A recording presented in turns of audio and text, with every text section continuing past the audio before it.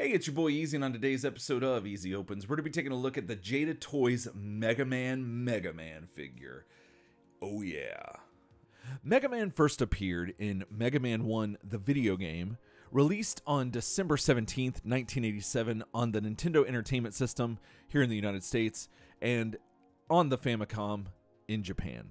Created as a simple lab assistant by and for Dr. Light, then converted later to be the blue bomber we know and love, Mega Man, known as Rockman in Japan as a reference to the musical genre of rock and roll, is the titular character and main protagonist in the classic series of Mega Man games. Also, Mega Man is the titular character in a line of comics from Archie from 2011 that I cannot recommend highly enough if you're a Mega Man fan, even if you're just a video game fan. You definitely need to check out that series, and you're going to probably hear me talk a lot more about it as this review goes on. But now, let's talk about the box real quick.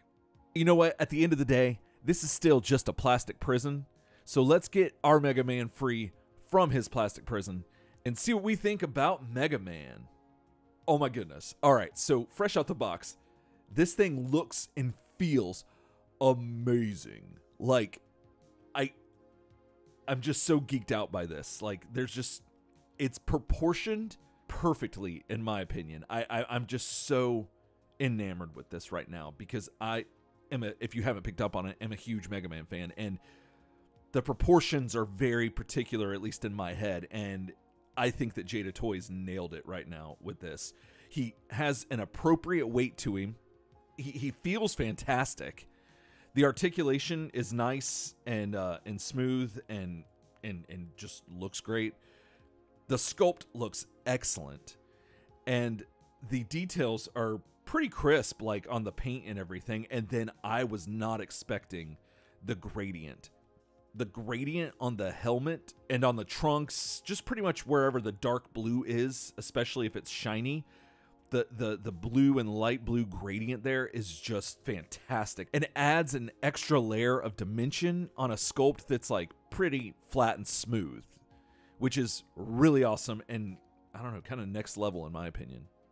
I wasn't really expecting this thing to be as shiny as what it is on the dark blue parts, but it is super nice, and I think takes the quality of this character to like a whole nother level. The details that are on the helmet and under the feet and on the back of the helmet, they're nice. They're fine. They do the job. They look great. But with this design, there's not a whole lot you can do, but I definitely think that the gradient and the shininess on the dark blue parts really make up for that lack of detail and give it pop, and I don't know, it's just really neat. Now, I do like the expressions on the faces. However, mine seem to look a little soft, in my opinion. They're well done, but it just seems to have like a slightly like muted effect on it, or like it's not quite as crisp as I would like for it to be. It's not the end of the world. It's just, you know, what can you do? But then again, I don't know, maybe this is how Mega Man's supposed to look.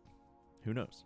Mega Man comes with 2 interchangeable heads, 4 interchangeable hands, 1 Mega Buster, a Mega Buster shot effect, and an effect stand for the Mega Buster shot. All right, well, now let's take a look at the articulation you're going to get out of Mega Man. So starting at the head, you get 360 at the neck. You got side to side, so tons of wiggle room here. The neck also has a joint down at the base of the neck, so he's got a very good range of motion looking down as well as looking up, surprisingly, because you would think the helmet would hinder that, but no. You can look up really good distance, so that's legit.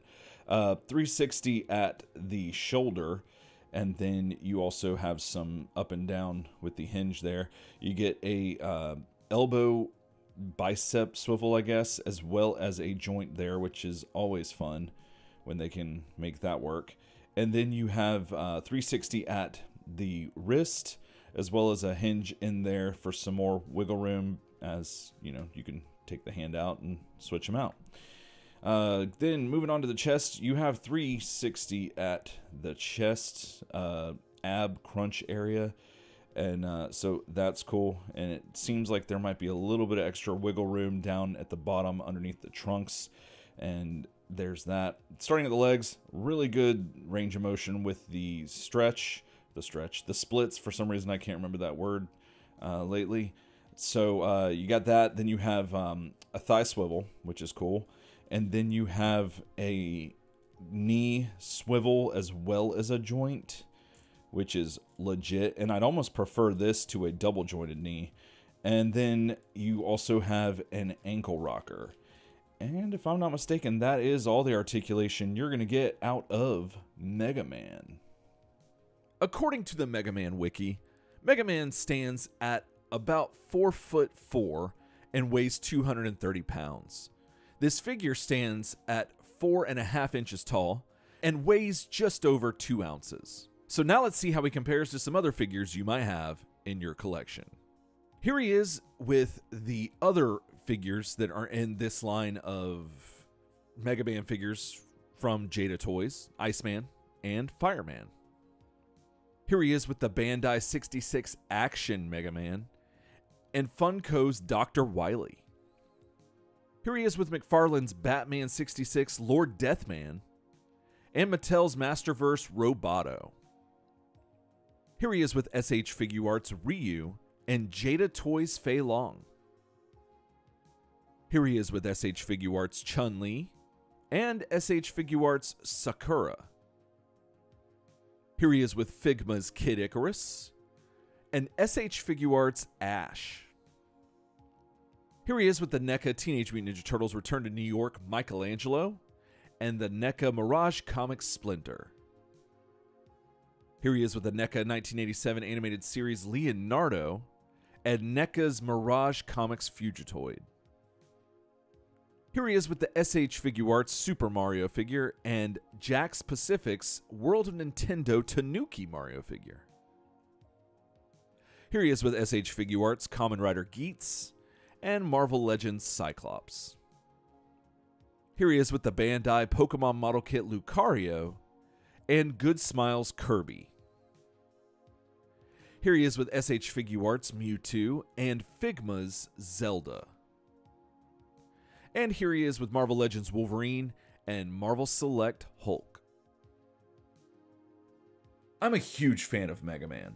I loved the games growing up as a kid on the NES. That was one of my favorite things on the weekends, going and renting a game. And if there was a new Mega Man game that they hadn't had before and I hadn't played it before, I was definitely going home with that. And I would spend all weekend just trying my hardest to get through it all. And something about the simplicity of the design and the characters and everything, but then also the difficulty of the games just really endeared me to the series. And I also loved them in really everything else they've been in. So like the Marvel vs. Capcom games especially, and then Captain N, even though it was kind of like a bastardized version of the character, still there's something about Mega Man that I just loved. And oh, and I almost forgot the comics. Oh my goodness. If you haven't read the Mega Man comics that came out like I think like 10 or so years ago, I want to say Boom Studios put it out. I could be wrong about that, but whichever one it was, they did a crossover with Sonic. I remember that. One or the other. I need to go read it again because I remember just being floored by how awesome it was, because it took this thing that I love and legitimized it story-wise and gave it like a lot more depth and a lot more attention and care than the games themselves did. And so, yeah, and speaking of attention and care and detail and all those wonderful words, Jada Toys has put all of them into this figure. He looks absolutely fantastic. Like I've been saying, I'm a huge Mega Man fan and have been wanting a line of Mega Man figures that would be thorough and just all-inclusive and just go really hard with all the Robot Masters, because that seems to be the one thing that any Mega Man line is lacking, is the Robot Masters. Like that's a big part of it.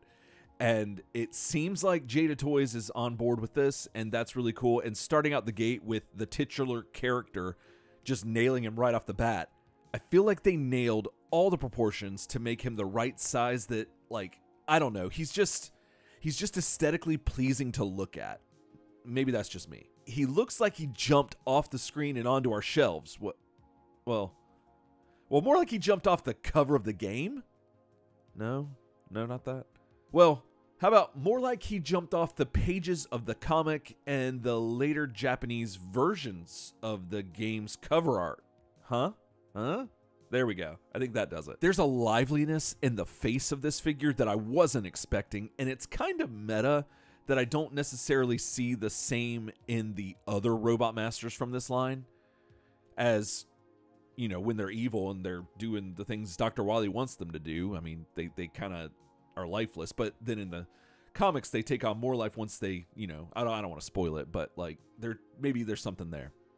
The paint is on point, and the glossy finish really just adds a literal shine to all the other figurative shininess of this figure. He feels fantastic to hold and move around, and the articulation is expertly placed and highly functional while still maintaining the integrity of the sculpt. The accessories are very nice for this price point, and I always appreciate an outstretched hand and a thumbs up hand. And with all the benchmarks out of the way, the next biggest concern for a Mega Man fan, at least in my opinion, is how well does he play with others. He works great with the SH Figuarts and Jada Street Fighter figures, as well as with Marvel Legends. And really, from what I could mess around with, most 6 and 7 inch figures work really well with him. I'm not sure how I feel, though, about him being taller than Super Mario from either SH Figuarts or Jax, but that's more Mario's fault than Rock's fault, so, you know, take it up with him. So overall, as far as the comparison, I think he'll work well with your Marvel vs. Capcom scenarios or your Super Smash Bros. Scenarios, with the exception of Mario, maybe. I don't know. I need to look into that a little bit more. My only negatives are that I feel like the face paint is a little soft.